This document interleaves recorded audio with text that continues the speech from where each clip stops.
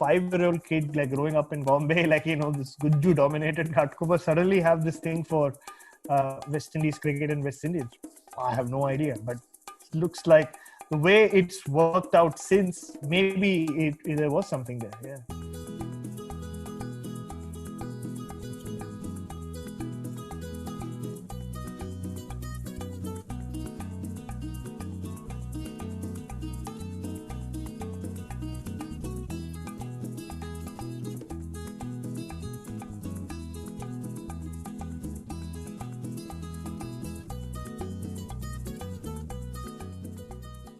All right.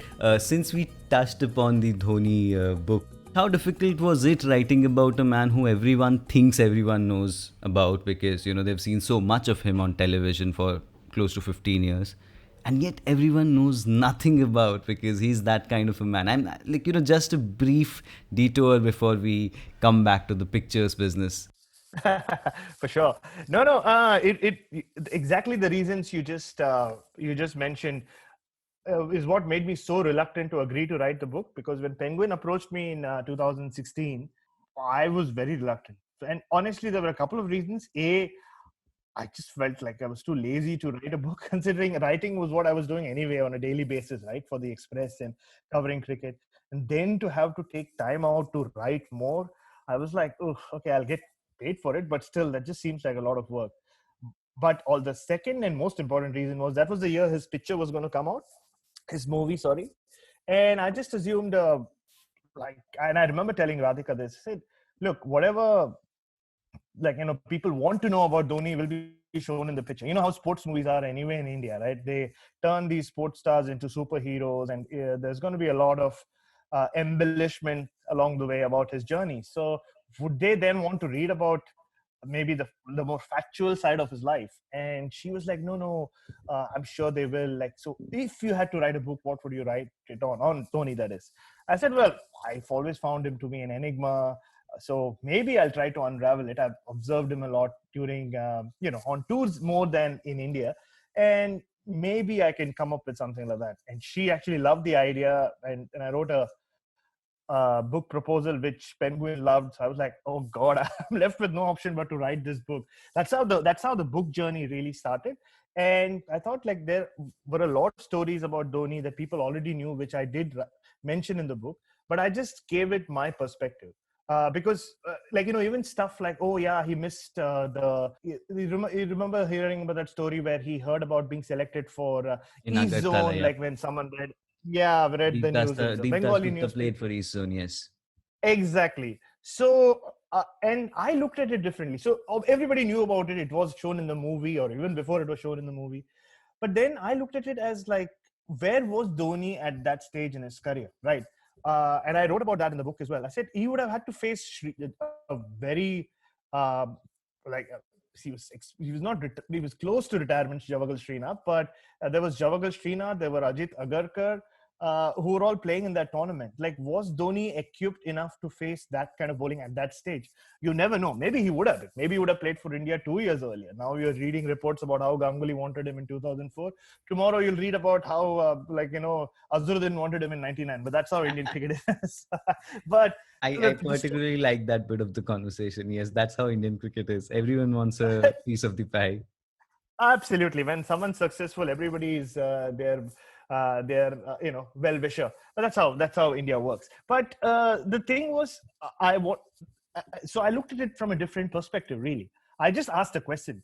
So it's something that you have to embrace. You cannot get overawed by the fact that people know a lot of stories, which in itself is a big challenge for cricket writers in our country. Because at times when you sit to write, you think, oh, even if it's it's about a match or about a person, you just assume that people know a lot, which is, I believe, a mistake for most writers, because you're just assuming that your audience is the whole of India or like a majority of India, which it really is not. So I just thought, that it was important to not make such assumptions and to put it out there, which I still do. Like, and I tell people as well, like, who ask me about writing, you should never like assume that people know everything and leave out that tiny detail that might just add that extra bit of value to your piece. Moving on to the third picture, tell me something about this one. So I think it's the Adelaide one, right? The famous Test match right after Philip Hughes passed away in Yep. 2014. So I mean, it's just so many memories attached to that Test match itself. It was also my first visit to Adelaide, which has since become home, and I just love living here. It's such a great city. Not like Sydney and Melbourne. It's almost a town pretending to be a city, which is what I like. I mean, if you are moving from a city like crazy city like Bombay, you better go to a city which is completely like different to that. So it's yeah. I mean, it was love at first sight with Adelaide, but also at a time when uh, Australia really taught me, and I think the whole cricket world anyway, how to mourn the loss of someone during that whole period, right? I think they did it in very classy fashion. Um, Yep. like, because yes, of course, cricketers had died young before that, but just the way it happened on the field, um, in an internet era where there is like a video evidence of what happened, and it was just very different to what had happened before, True. and to happen to It was someone a who's young man who so was so popular. talented. Yeah. Exactly, so talented and so loved in this country. It was just amazing, like just how they reacted to it. And I'll be honest, like there were a lot of people in Australia at that point. I mean, like common people who you would meet in airplanes or on the street who were not too happy with how everybody made it such a big deal. I remember this guy on the plane. I mean, you couldn't argue with him because he had a point. He said, "Look, I lost uh, three cousins in a road accident the same day, but yeah, I don't see anyone mourning for them." Hmm. And I mean, if you look at it from his point of view, yeah, Yeah. he is justified, right? I mean, you're also talking about this being an egalitarian society. It's not like India where there is a hierarchy to Hmm. like where who matters more than the other person. Here, everybody's equal. True. So it was funny, but it was just the way they handled it. And going to Maxwell, so I landed in Sydney and I went to my good friend Gav Joshi, who, if you remember, I spent a whole Yeah, uh, doing the World two Cup thing. months with in a camper van. Yeah. So we just Siddharth Monga and I landed and we went to his house and we drove to Maxwell, his hometown. I told these guys, let's go there a day before the funeral because on the funeral day everybody's going to be there, right? So Mhm. we went there. It was a good like this, like it's like any town Australia really, Maxwell. But it was good, like getting a feel of what kind of place he came from. It always helps with your writing, and just like seeing his dad in that one pub there with Michael Clark and Stuart McGill, and it was just very, very surreal again. Then to come to Adelaide, and it was just like I said, love at first sight. I loved the city. I loved the vibe. It's very nice. Like it's quiet. It's like I'm talking to you from this house. We're not too far from one of the like a very like a busy street called the Parade. It's a main street. We are very close to there, but it's so quiet here, which I think is the magic of Adelaide. You never you almost get a chance to listen to your own thoughts, which doesn't happen in India, especially not in Bombay. If nothing, Yeah, there is that's a ceiling exactly fan what I was distracting you. thinking. From Bombay to Adelaide, it must have Yeah. been, a world of difference. Oh yeah, it really was. Like yeah, like I said, there's no ceiling fan either to distract you from listening to your own thoughts, which at times can be scary. Like when you're having a bad day, you don't Yeah. want to listen to yourself. But like yeah, that's how it goes. So no, it was just great. And but just the way, like I said, I'm not a very sentimental guy, but I'll be honest. When I sat at the Adelaide Oval because they played the whole funeral at big screens at every stadium in the country, and I watched it from the Adelaide Oval when they like when his Phil Hughes' brother and Michael Clark were giving their speeches. And I really am not a sentimental guy, but when his brother was speaking about Phil Hughes, and my brother and I are not that close, like yeah, I mean, we're okay, but whatever. He moved to the US when I was very young, and he's become a citizen since. So, but it was the first time, I'm not kidding, I really appreciated the fact that I had a brother, kind of weirdly. I'd never given it much thought. Like, for me, it was always like the guy who never let me enjoy my West Indian wins as Who fed you like with growing up. misinformation? But yeah, that too, and like got me to wear that silly helmet. But yeah, but then but to his credit, or he of the 100 things he told me, at least like 30 things were very, very true, and I still remember a lot of things. So, but just listening to Philip Hughes's brother talk about him was just like, yeah, I mean, I kind of tapped into my own sentimental side for the first time. I think it was um, just so beautifully done. And then the test match itself, that I remember that morning, I'd covered quite a few test matches like in life before that one, but it was so different. You reached the ground, and I ended up doing some radio stuff as well. I remember it was weird. They played a warm-up game in Glenelg, which is one of the subsidiary grounds here near the beach. And there was this on day one, the practice day. This guy comes up to MS Dhoni, not MS Dhoni. He actually walked up to me and he said that, "Oh mate, like, what do you think about the Indian guys giving one-on-ones? I'm from the ABC." And I just laughed at his face. I didn't even know who he was, and he was like, "Mate, that's rude." I said, "No, man, I'm just sorry. It's just funny. This is the Indian team. You're not going to get one-on-ones. The only thing you will get is MS Dhoni will come before the match and say, well, at the end of the day, it depends on the individual. Yeah, well, you can say that is all you're going to get." And he just Process. like laughed his, yeah, and it depends on the process. And then he just laughed his head off, and then he said that, "Ah, mate, that's great, blah, blah, blah." He walks away. Like an hour later, I get this. I mean, we exchanged numbers, and an hour later, I got a call from this guy called Peter Walsh, who at that point was this big radio legend with the ABC. He's still a very, very dear friend of ours. So he just calls me and he says, "Look, my name is Peter Walsh. Like, I heard about you from my colleague Spence. So I want you to come into the studio for a little chat." And I was like, "Yeah, okay, cool." Like, I'd done a couple of things like that on tour. So I thought it would be one of those usual, like, what do you think of this Indian team? And like, are their chances and all that. I said, "Sure, man, I'll come." So the next day I go to the ABC office, and I'm in a room and he's in his fancy studio inside. So and he just started asking me questions about me, like like you are right now, like not about the team and like what to think of, what to make of Kohli or even Philip Hughes or nothing. He just started asking me about me. How does like one get to become a cricket journalist when there are a billion people who want to get that job? I told him that's not true because we don't get paid enough. I would advise people not to do the job because unless they know that you don't get paid, so paid enough anyway.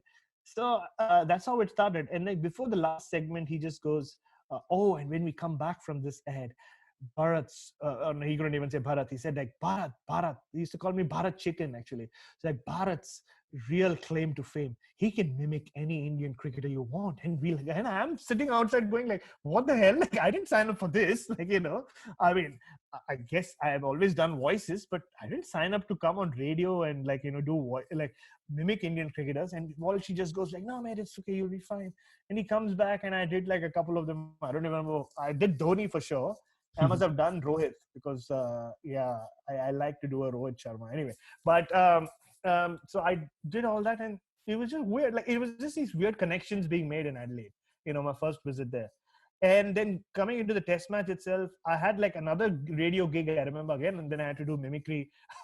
Basically, it was just mimicry, man. I was like some jester on ABC called Bharat Chicken. So and this was in a little tent right outside the Adelaide Oval, and I was obviously late for that interview because I was supposed to be there at 7:10, and I woke up at 7 o'clock. Luckily, we're not staying too far from the hotel. Nothing is far in Adelaide, so I ran, brushed my teeth, and ran. Did the radio thing, came back and changed, and went to the test match. And just walking in, right? Like it was all the members were there. Like that's a very Adelaide thing as well. They come up very early. The gates open very early, and like it was just like this amazing air of um, like it didn't feel like you'd heard all these things about Australia, right? Oh, they're in your face, mate. You'd like it's like Australia tapped into their own sentimental soft side. Everybody in Australia at that point. So everybody seemed like there was this somber air, but still this air of like I mean, Philip Hughes would have wanted us to, as cliched as it sounds, would have wanted us to go and play this game and support cricket. And like Don Bradman's granddaughter, who's this great opera singer, Greta, I think she sang the Australian national anthem. Richie Beno, like there was a voiceover he did. This is one of the last test matches he must have commentated on, where he said, "Rest well, son." I remember that's how it ended. And it was just, and David, and and that's the whole build up. And I remember Australia had this training session at Park 25, which is now called Karen Rolton Oval. where they had this open practice session where people could come and see. And I remember watching David Warner in the nets completely. Siddharth Monga and I watched him break down. Like, he was mistiming balls and he was sobbing while batting. And it was just, that was how the build-up was to that test match. And then to see the way, that's why I have this special respect for David Warner. Like him, hate him, but just the way he goes about his cricket, right? To have been sobbing, like, and genuinely sobbing 2 days out from that test match, and to just walk in and within 3 overs, they were, I think, 30 without loss or something. It just takes a lot, like, whoever you are. And and then that test match was just so action packed, like, Karan Sharma making his debut. So there was a lot of talk about that. But just Virat Kohli's batting, it was a pretty flat pitch, to be honest. It started turning and bouncing a lot towards the end of that test. Nathan Lyon bowled like a dream. It was his first 5-wicket haul in the second innings, and he And established Riddhiman Shah himself. playing that horror of a shot. Let's Oh no, yeah, absolutely. I remember my intro for that day: Saha 6, Saha 4, Saha out. So that was my intro for that piece. I distinctly remember, and but it was just a crazy test match. Like, Steve Smith being Steve Smith. This wasn't the Steve Smith that we know now, but that was him again. Like, establishing himself as the next big batting superstar of Australia. Michael Clarke playing through the pain and scoring a century. So much happened in that test match. Like, Murli Vijay batted beautifully. got out for India 99, did I bowl. believe. He did. He was in the second innings, if I'm not mistaken. Yeah. So I mean, they had while that. he and Kohli batted, it seemed like such an easy task. And then one after the other, I guess Rohit Sharma got a really bad decision. And Yes, I think Rahane also got a bad decision. He was not out. Like, so it was just around the corner when Saha started hitting those 6 and 4, and then he went for that absolutely extravagant shot, and like not even with the pitch of the ball, not even reaching the pitch of the ball. He just tried to hoik one towards leg side. And like, I know. It was just one of those crazy test matches. And you know what? In a way, it's good Australia won that test, because I think Australia needed to win that test. I mean, it's one of those things, right? At times, as much as we love sport and as much as we have our teams and we want them to win, at times life goes beyond sport. Like, like more, like bigger things matter, because sport is sport, right? I mean, as we've learned in the last 6 months, it's not the be all and end all, though. I mean, that's what I get paid to. I mean, I'm part of that industry. Like, I have paid my bills thanks to sport for the last 12, 13 years. But still, there are things, like, at times I was glad that Australia won that test match and it wasn't a draw, because just to see them come out and celebrate, just like, where the Philip Hughes's number was etched on the ground, was just like, those are moments that you will never forget. And those are moments that, like, imagine if they hadn't won that test, right? They would have been denied that moment. So and that's how I've always looked at sport. At times, um, someone winning, or whether it's any sport, whether it's individual sport or whatever, right? I mean, it's like Goran Ivanisevic winning that Wimbledon against Pat Rafter, right? I mean, nothing would have been wrong if Pat Rafter had won. Like, he'd not won Wimbledon either. But, at that moment in time, you just wanted Goran Ivanisevic to win. Like, the way, it's almost like he won in a way so that 20 years from then, you look back at that moment a lot more than you would have if Pat Rafter had won. It's just how sport works. That's why I keep going back to nostalgia and sport and how well they connect. It's all about looking back, really. Like, as much as it's about playing, oh mate, going through the process, or like, playing for the day, playing for the next day. It's funnily more time is spent looking back than looking forward in sport. Just think about it, like, and that's how it works. That's the beauty of sport for me. I think it's great that Australia won that test match, and the way they celebrated, it was almost like them paying ode to Philip Hughes, and almost like he was there with them at that point, even though he was just a number on etched on the grass with paint. It just, like, it was almost like they kept talking about, oh, little mate.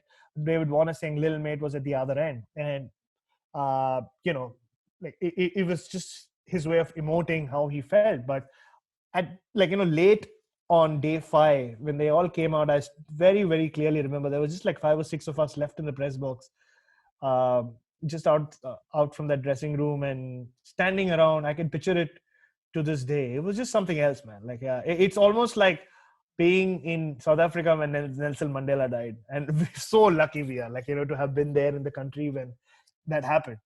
To see a whole country come together and dance and sing and this.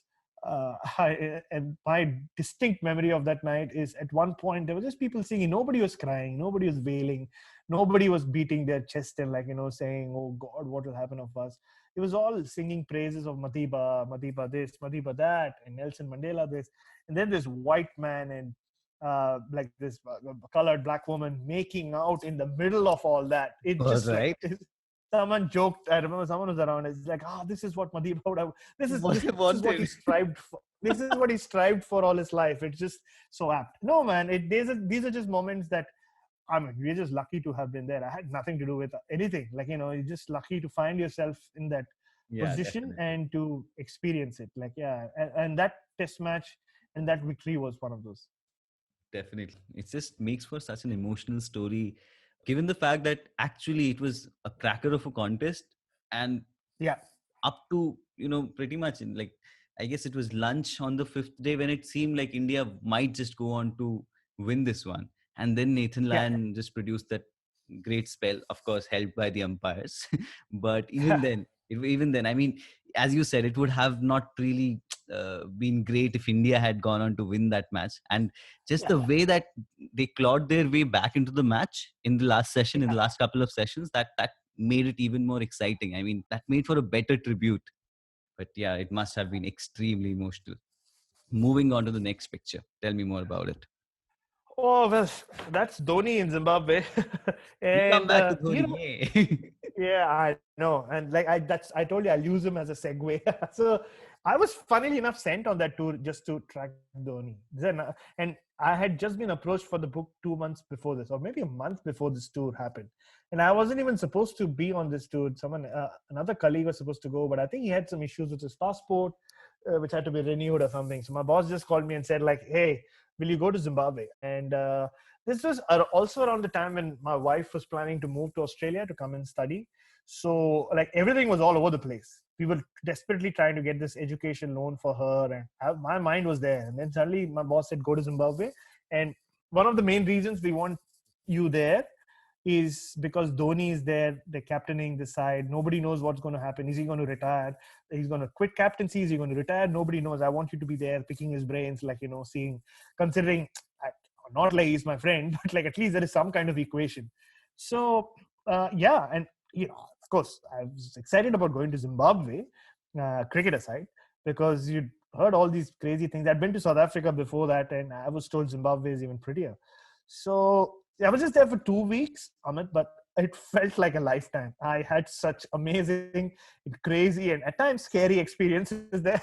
So I can't go too much into detail with some of those, but it just was funny just from the beginning.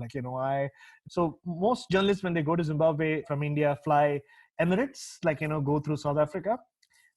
I'm not privy to such luxury. So I flew on Ethiopian Airlines through Addis Okay. Ababa, which again, Ethiopian Airlines, I loved traveling through Ethiopia because you got to see so much of Africa. You flew over Somalia, and there's something called the Kilimanjaro moment, they say, where you see Kilimanjaro randomly, like a physical structure when you're in the plane, thousands of feet up in the air. It's an amazing feeling.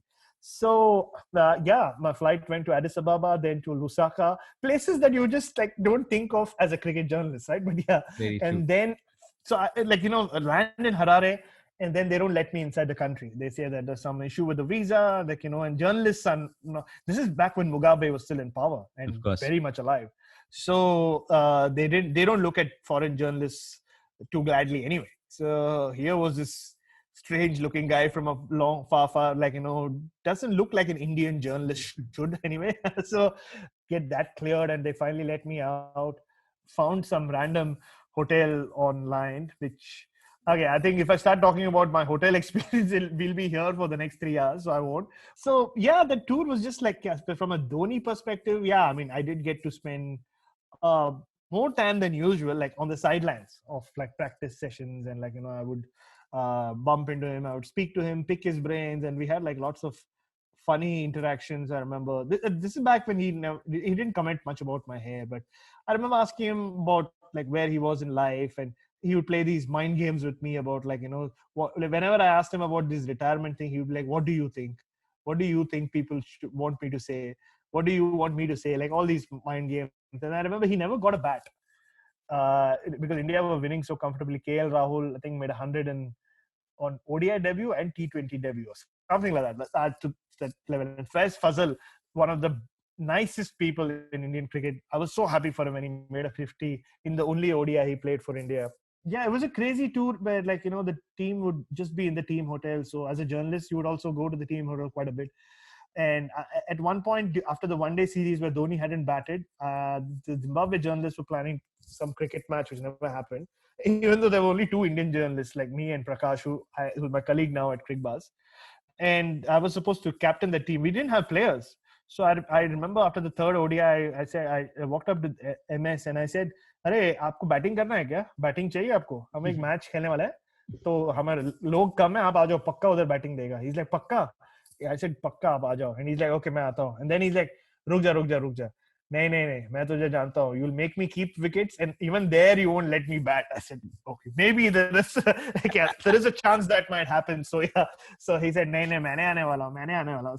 So it was a crazy tour, but also that tour got even more interesting when there was. I think you would remember there was like allegations of some sexual misconduct with someone related to that series, like who like, I don't want to get into too much detail of what happened, but the story broke as one morning I just wake up and I see my phone, like, there's like some 18 missed calls or so. And of course, Zimbabwe is behind India, like in terms of time. And all these messages saying, like, call back from my boss, and like lots of messages from Indian journalists. I don't know what had happened. I call back and they say that, like, there is some Indian cricketer who's been like arrested because of these accusations of, like, and I was just shitting my pants. I was like, why does this need to happen on a tour where I'm on board? Like, what did I ever do wrong? Like, now my whole life I really thought I'll be stuck there for months. Like, if it was an Indian cricketer, I would have been. So I didn't know what to do. We went to the police station, we went to the jail, we went to the big prison, we went everywhere to the Indian consulate to get some details. And I remember finally calling the police commissioner, and this lady who, I called her and she started telling me about, yeah, so there has been this case of an Indian cricketer who's been arrested from the team hotel. And she started taking names. And I just said, "Ma'am, I'm speaking to the police commissioner in Zimbabwe. I should have been more careful." I said, "Ma'am, but they're not cricketers." No. We have got enough information that these are members of the Indian cricket team. I said, "No, but those names are not of." Okay, I do not know who you are, but my information is correct. Are you doubting my information? I'm like, "Wait, Bharat, you're in Harare. Do not be taking these chances." I said, okay, fine, ma'am. I understand. That's fine. So then I called my boss and I said, "No, this is not a cricketer, but yeah, whoever it was." Then he said, "Look, but you're there as part of an Indian newspaper, and it's an Indian national who has been arrested. So we want you to cover this case." And I'm a cricket writer who spent time only at cricket grounds. I From even a cricket missed journalist to a crime journalist. to a crime law legal journalist, like, yeah, and in a foreign land. And Prakash, he still writes for Crickbuzz, so cricket website, they really didn't have to care once it wasn't a cricketer. So I was all by myself. I go there and, like, and someone outside the courtroom said, "Look, in Zimbabwe, when you go in and go out, legally you're supposed to bow to the judge and come back." And I was in full panic mode. I was like, what if I miss it? What if he doesn't, like, thinks I did not bow? What if I don't want to be, like, stuck here? So I walk in and I bowed, man. I was like, my head was reaching literally till my knees. That's how deep my bow was every time I walked in and walked out. So I walk in absolutely clueless of what's going to happen. And I just sat there for like 2 hours watching all these people, like, being brought out from a tiny room inside. And, the judge pronouncing things like, verdicts and whatever. Like, there were questions. It was like, I tell people it's like watching, have you seen this show Boston Legal? Yeah. It's one of those. Yeah. So this was like Harare Legal for me. Because at one point I was so engrossed in all that there was this guy, I'll never forget, this really rich guy who had a fancy house somewhere in the outskirts of Harare, who had been accused of cheating the electricity board or something like that. Like, something. and he was arguing for himself. He didn't have a lawyer, and he was arguing for himself against the electricity board of the country. And like, initially, so they had the lead. If I can use a sporting analogy or sporting expression, they had the lead. They were like, I thought they were going to win hands down. But this guy argued his case so beautifully, and then he caught them, he stumped them at so many points that the case started turning. And I'm not kidding, Amit. I started like internally cheering for this guy. I was like, yeah, man, like go for it. And finally, he actually won the case, like, and this took like 45 minutes or so. I was so chuffed. Like I felt like I had won some case. But but considering that I was in a court, I didn't show too much emotion because I didn't know which side I should pick here. But I remember at some point walking out from that little courtroom, and I think I had to call my boss or something. And this guy, the guy who had won the case, was standing right there, like, like smile, like, so happy. He was speaking to someone on the phone. For a second, I really thought I should go and like congratulate him. But then I was like, no, I'm not taking any chances here in Harare, because you don't know how these things work. And they also follow a law where it's guilty until you're proven innocent or something along those lines. So it was just crazy. And I spent like 2 days at that high court. I still have friends in Harare who are lawyers who have nothing to do with cricket or know about cricket. They're just two people that I met at the courtroom that day. One even like offered to drop me off back in the city. And this is during one of the T20Is which India won, which I didn't cover. Like I was at the Sessions Court in Harare covering that case. So it is like, going on a cricket tour and that happening. It was just a crazy tour, man. And like, yeah, and I stayed back like I generally do after the tour to drive around the country with this journalist who I'd met there, and this my friend's friend, this girl who's like a political activist, and God bless her soul, she's no longer with us. She's, Oh my I God. mean, it's one of the, yeah, I mean, one of those tragedies. Like, yeah, so she's like, yeah, she's younger than me. But anyway, so we did this amazing road trip around Zimbabwe for 3 days, where and I told them, look, I don't want to go to Victoria Falls. If I really want to go to these famous places, I'll just look them up on YouTube. I want to go to places where you guys have also not gone, but they are like locally famous. Like, locally people always talk about these places. And I went to these places like called Chimanimani Mountains, and these other caves, man. They were just outrageous. Like Africa, if you ever get a chance, you should just go and drive around. I mean, that the kind of beauty, natural beauty you see there doesn't exist anywhere else in the world. That's why Africa is the most beautiful continent, and it'll always be that. So that Zimbabwe tour, like, yeah, I mean, I did give you a little bit of Dhoni there, was just very special, because most people will look at it as a random tour, like, but I made the most of it. And like, there are other like experiences I'll have to tell you off record as well at some point that were equally interesting. So I did get like the shower in that hotel room was very poor, and with my hair I needed like a decent shower. So like with some force, so I actually found this small barber shop in a really small gully somewhere, and I would go there to get my hair shampooed once in 3 days. And the woman there had never seen straight hair. Like, in Africa, very few people have straight hair. Yeah. So she, like, after shampooing it, when she would dry it, she would use such force with that comb, man. I would have tears rolling down my cheeks, and like she'd be like, and I, like, even halfway through, I would be like, okay, I'm done. I'm done. I need to go. She'd be like, no, you're not done. Let me finish it. I'm like, no, I'm fine. Like, I was seriously in tears, man. She would like tug at it, like, oh my God. Anyway, so yeah, lots of interesting experiences, but that, like, a fun tour, man. It was a super fun tour. And hopefully at some point in life, I would love to go back to Zimbabwe. Moving on to the final picture. Tell me the story of this picture. Well, I mean, I think it's. I've also spoken a lot about my story when I found him and I wrote about him, and yeah, I mean, it got a lot of coverage everywhere. God bless Patrick Patterson for that. I didn't take that picture the first time I met him. This was I met him like over 3 or 4 days. This was just, I said, like, when I was leaving Jamaica. This is like the end of the tour. I'm going back home to India. I just said I can't leave Jamaica without saying bye to him. So my flight was around noon or something like that, and I went to his place at. No, I went to his place at around noon. I think my flight was out of Kingston was at around 2 or 3 or something like that. Spent like half an hour just chatting with him. At this point, I still wasn't even sure how I'm going to write the story. This was just for me, like meeting him and like, almost thanking him. Only meeting where he wasn't wearing a cap. It was just like, he was just doing some thing in his front yard, in his front like garden. So yeah, I just said like, do you mind me taking a picture with you? I actually don't know how to do it, but I'll try nevertheless. So he said, yeah, of course. Like, and he didn't even know phones could take selfies, by the way.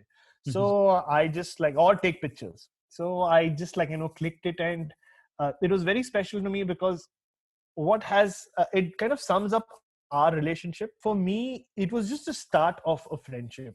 Often as a journalist, right, you look for a story or you look for an interview, you look for something, and when you get it and when you write it, it's almost like the culmination of that journey. You know what I mean? It's almost like the end of your search or the end of the whole thing. But in this case, it was almost the start of a friendship which I believe, touch wood, hopefully will last as long as we both live. So, and the only reason for that is not much has changed in his life since, and he's still in not very good, not in a very good state in regards to everything. Mhm. And I'm still like really his only window into the world. So we speak. I call him once a month, at times twice a month, just to check on him, just to have conversations with him. And often it's not. And when he calls me, I know they are dark, dark times for him. Like we talk about things that at times I don't even understand. Like he's talking about some really dark things, and often it's kind of my responsibility, I believe, to talk him out of doing anything which is too dire. You know what I mean? Like almost to breathe some positivity into his life. And the first selfie I took with a cricketer, I just thought it was the right moment. I don't know, for some reason, who knows whether I'll ever get to meet Mr. Patterson again. The way the world is going, who knows? So I just thought that image should be like, kept for posterity at times. Like I said, right, it's like Australia winning the Adelaide Test. Sometimes in life, you just know that something has to happen. It's almost too meant to be.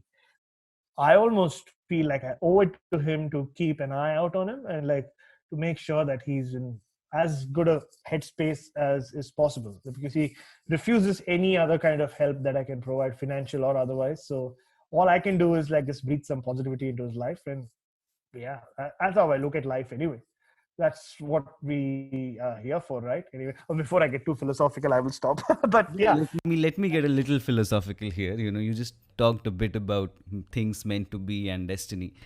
Since I've been listening to your story in the last half an hour, so like the entire fandom for the West Indian cricket of the 90s, and your story, your life intersecting with Patrick Patterson. It is some sort of a game of destiny that, he's still somewhere stuck in the 90s, right? I mean, as you have recounted in several accounts about him, that he only remembers few things about his cricketing career, but he still hasn't come to terms with the current times and all. And somewhere, do you think that little boy, Bharat, who was such a massive fan of West Indian cricket in the 90s, his life path ends up crossing with a West Indian cricketer of the 90s who is still somewhere stuck there? Do you think that is some story? The fact that I've been able to go to the Caribbean on 3 occasions, and the relationships I've found with people there, and continue to do so even today, and with like Patrick Patterson right up there in that conversation is, yeah, I mean, these things just work out, man. Like, yeah, you're so right. It's destiny, or whether it's just meant to be. But yeah, but like I said, because I don't even know why I became a West Indian fan, and it played such a big role in my life growing up. Like, I mean, I'm not someone who will compare like myself to, because there are so many people who have been West Indian fans. I'm not special in any way, but just was a significant part of my life growing up. Like, being a West Indian fan, it wasn't just that I watched them and like I supported them and I cried for them. There are so many who do that with their own sporting teams and will continue to do that till the time the world and sport exists. So I'm not special in any way, but it was just a strange connection, which I don't even know the Difficult to reason for rationalize this stuff. something like this. It is so like, why should a 5-year-old kid like growing up in Ghatkopar in Bombay, like, this Gujju dominated Ghatkopar, suddenly have this thing for West Indies cricket and West Indies. I have no idea, but it looks like the way it's worked out since, maybe there was something there. Yeah. More stories coming up. I'm definitely sure about that. Moving to the last segment of this show that we call the one that got away, which is where we talk about a picture in a moment in cricket which was not clicked, and you have read about it or you watched it, pan out in front of your eyes, but there exists no photographic evidence of it. Is there something like that that you would like to talk about? Um, See, yeah, I've been thinking about this question ever since you told me that you'll be asking me this. I'll be very, very honest. I don't think there's any cricketing moment that sticks out for me.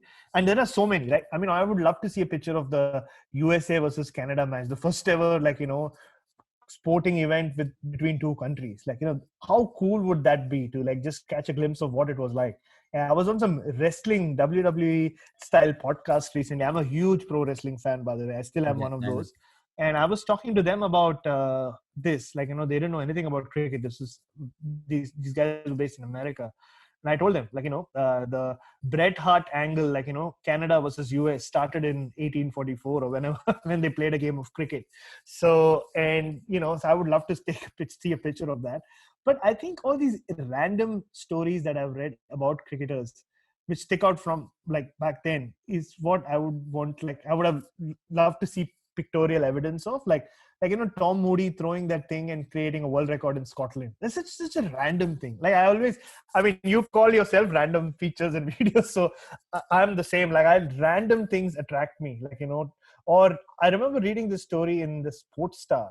So Ted Cobbett, he used to write whenever England would tour in the 90s and early 2000s. And though I never read articles in that magazine, I would always go and read his diaries. And there was a story I remember from England's tour of South Africa in the late 90s, where this woman comes up to Ted Cobbett and says, "Oh, I'm this huge fan of Alex Stewart. Like, I would love to. I travel long, far and wide to see Alex Stewart play cricket, and I would love to meet him." So Ted Cobbett writes about how he told Alex Stewart about this woman who wanted to meet him, like this English woman, so who's staying at the same hotel. So the next day, apparently, he says, like, "Why don't you just go and, like, tap her on the shoulder, give her a peck on the cheek, and surprise her? She'll be so happy to see you."